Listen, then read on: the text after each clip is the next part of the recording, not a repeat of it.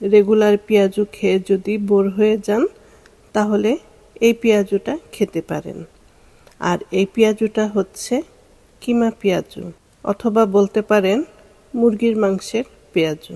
খুবই ক্রিপসি এবং ভীষণ সুস্বাদু।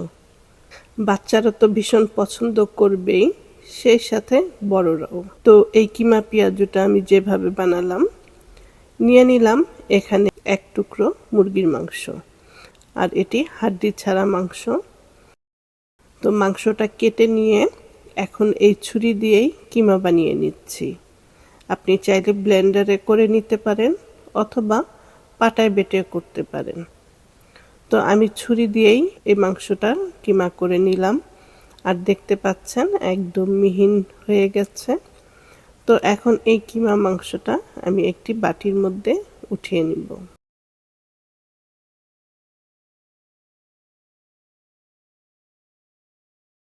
এরপরে এর মধ্যে দিয়ে দিচ্ছি পেঁয়াজ কুচি। আর এই কিমা পেঁয়াজুতে পেঁয়াজের পরিমাণটা মাংসের থেকে কিন্তু পেঁয়াজের পরিমাণটা বেশি দিতে হবে। তো পেঁয়াজ দেওয়ার পরে এখন আমি দিয়ে দিলাম 1/4 চামচ হলুদ গুঁড়ো, 1/2 চা চামচ মরিচের গুঁড়ো। ঝালটা যার যার স্বাদ অনুযায়ী দিয়ে নেবেন। দিয়ে দিলাম 1/2 চা চামচ জিরা গুঁড়ো এবং 1/2 চা চামচ ধনিয়া গুঁড়ো। দিয়ে দিলাম 1/4 চামচ আদা বাটা এবং 1/2 চা চামচ রসুন বাটা। দিয়ে দিচ্ছি স্বাদ মতন লবণ। তো এখন এই সমস্ত উপকরণগুলো মেখে নিব। আর মেখে পেঁয়াজটা নরম করে নিতে হবে এবং মাংসটা ভালো করে মিশিয়ে নিতে হবে। হাত দিয়ে ভালো করে আমি মেখে নিচ্ছি।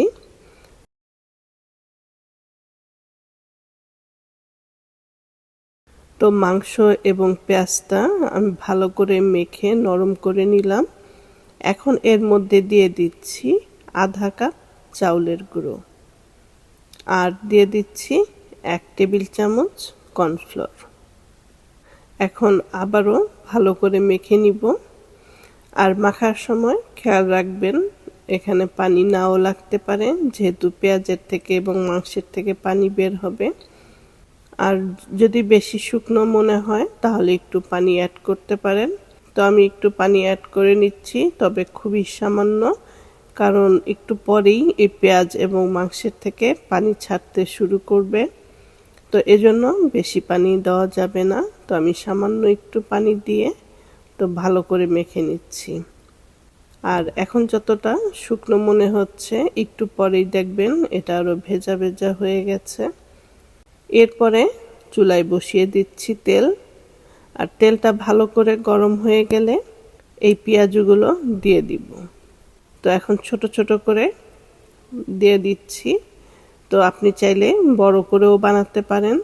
তো ছোট ছোট হলে দেখতে ভালো লাগে এবং একটু ভিন্ন ধরনের হয়। তো এই জন্য আমি একদম ছোট ছোট করে দিয়ে দিচ্ছি। আর আপনারা চাইলে এটা বড়ার মতন করে বড় করে দিতে পারেন। তো যার যার পছন্দ অনুযায়ী দিয়ে নেবেন। তো আমি এক এক করে সবগুলো দিয়ে দিচ্ছি, আর একসাথেই সবগুলো দেওয়া যাবে, একটার সাথে একটা লেগে যাবে না। তো সবগুলো দেওয়ার পরে এখন চুলার হিটটা কিন্তু মিডিয়াম করে দিব এবং মিডিয়াম হিটেই এই কিমা পেঁয়াজগুলো ভেজে নিতে হবে, যাতে মাংসটা সেদ্ধ হয়ে যায় আর ক্রিপসি একটি ভাব চলে আসে। তো নেড়ে চেড়ে এখন উল্টে পাল্টে দিব। আর যেহেতু এতগুলো একসাথে একটা একটা করে তো আর উল্টানো সম্ভব না, তো একসাথেই আমি সব নেড়ে চেড়ে দিচ্ছি। আর ঘুরিয়ে ঘুরিয়ে দিলে দেখা যাবে সবগুলো একইভাবেই ভাজা হয়ে যাবে। তো আমি বারবার ঘুরিয়ে ফিরিয়ে নেড়ে দিচ্ছি আর বাদামি করে ভেজে নিচ্ছি। তো ব্রাউন করে ভেজে নিলাম। এখন তেল ছেঁকে ছেঁকে তুলে নিচ্ছি। আর এটা দেখেই কিন্তু বুঝতে পারছেন কতটা ক্রিপসি হয়েছে এবং অনেক সময় পর্যন্ত এই ক্রিপসি ভাবটা থাকবে। তো এই তো হয়ে গেল আজকের কিমা পেঁয়াজু। আশা করছি রেসিপিটা আপনাদের ভালো লাগবে। আর ভালো লাগলে অবশ্যই স্বপ্ন কথা প্যারিস চ্যানেলের সাথে থাকবেন। ভালো থাকবেন সবাই। আল্লাহ হাফেজ।